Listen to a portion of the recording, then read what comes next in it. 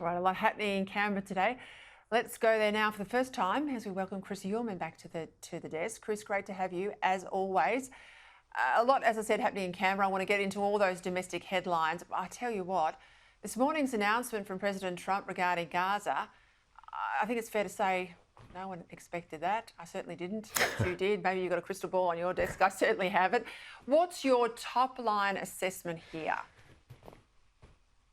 Well, for a man who constantly told us, Peter, that he didn't want the United States involved in forever wars, that he's involving the United States in the longest running forever war in history. And I do hope that the United States, if he's serious about this, fares better than every other state who has ever tried to do anything about that part of the world. And the last attempt by a power to do that was during the British Mandate in Palestine from 1922 to 1948. And at that stage, you might well recall that the terrorists there were Jewish. In fact, Menachem Begin bombed the King David Hotel, killing 91 people. There was a price on his head.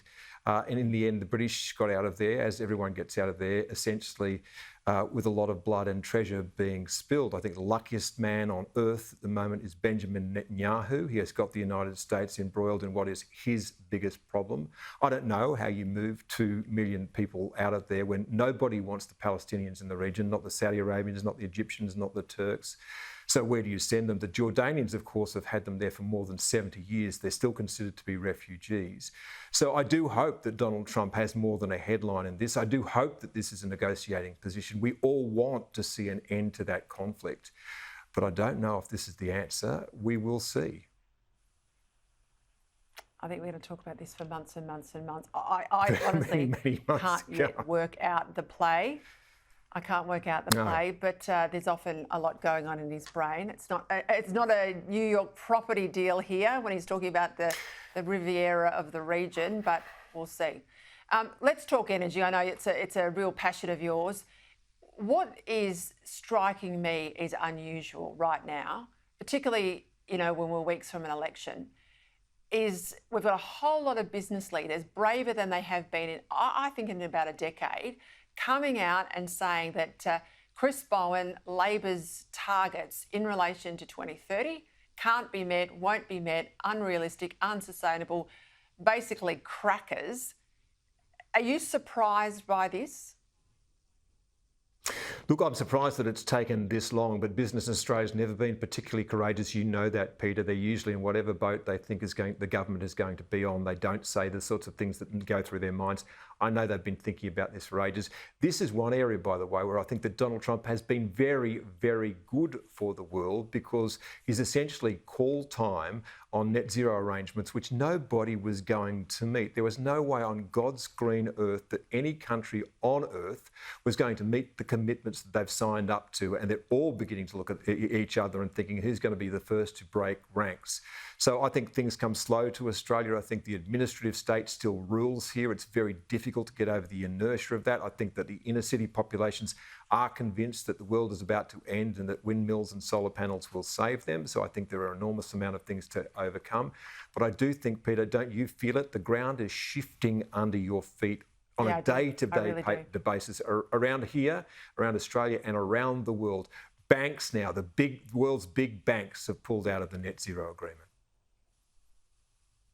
Yeah, I think you're absolutely right about that. And of course, the issue for all the investors out there, those who were the first mover advantage on renewables, who worked out how to cream the subsidies and make their profits, they are all a bit at sea with Peter Dutton's plans to put in nuclear power, because it blows apart their business model. And of course, nuclear power under his plan would remain in public ownership. Again, they can't get their hands on any money out of it as well. So I think that's part of the drive behind some of the hysteria we've seen. Let's go to this whole debate that's run out the first 2 days in Parliament. Again, a feature of Question Time today. Who knew what when?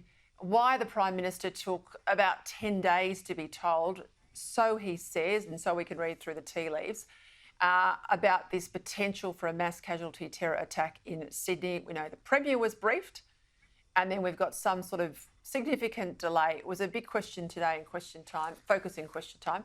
Have a listen. When was the Prime Minister first informed of the planned mass casualty terror attack against Sydney's Jewish community? I'm happy to provide a brief through the security agencies if requested by the Deputy Leader of the Opposition. The priority here is not the playing of political games. The Prime Minister is studiously avoiding answering the question. If he doesn't want to be relevant to the question, he can sit down. I don't think the opposition is playing politics here. They're not asking to know what's in the briefing. They just want to know when he had it. And I think the more that there's subterfuge in response to what's a pretty simple question from the Prime Minister, I mean, he either is following the proper protocols, our security apparatus is following the proper protocols, or they're not. What's going on here? Yeah, well, I think the problem that he's got is one of comparison, right? And that's happening quite a lot with New South Wales, where Chris Minns seems to be much more on top of his game than the Prime Minister is. Now, when the story was broken, Chris Minns said, fair cop, we were trying to keep it secret, basically, but I got told the day after it was discovered by the police. I think the obvious and embarrassing answer for the Prime Minister is that he didn't know about it until he read about it in the newspaper. That's not necessarily so much an issue for the Prime Minister as it might be for some of the security agencies, because I would assume that if you come across something like that, when did the New South Wales Police tell the Australian Federal Police, and when were all of our security agencies alerted to this? And of course, you know, the buck stops with the Prime Minister and he should be informed. So it's an issue for him. It's, I think, also an issue internally for the security agencies.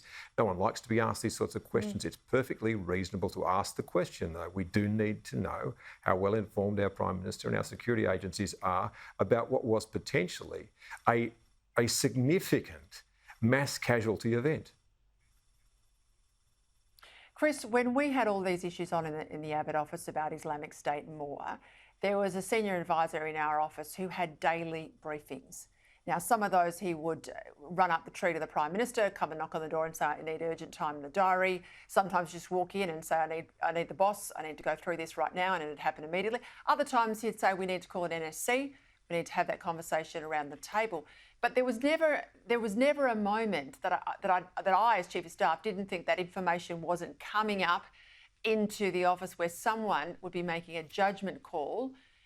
To be fair, there wasn't a day that the Prime Minister didn't walk past this bloke's office as well and say, hey, anything I need to know. So what worries me here is you might have a blockage at the end with the intelligence agencies, but I reckon you've got a blockage in the Prime Minister's office or in the Prime Minister's brain where he's not actively in the middle of this crisis saying, hey, are we doing enough? Can I give you more resources? What do you need? Tell me what's going on. I think you've also put your finger on something which people in the Labor Party are asking themselves. It's about the effectiveness of the Prime Minister's office and the Prime Minister's capacity with briefs as well. So those two questions get asked, I hear them asked routinely from people about, you know, the nature of the Prime Minister's office, the competence of the Prime Minister's office and the Prime Minister's capacity to get around a brief when he is told about things. I think that it's a reasonable thing that people do get some sense of who knew what when with this. It may not be that Anthony Albanese is the most culpable person in this.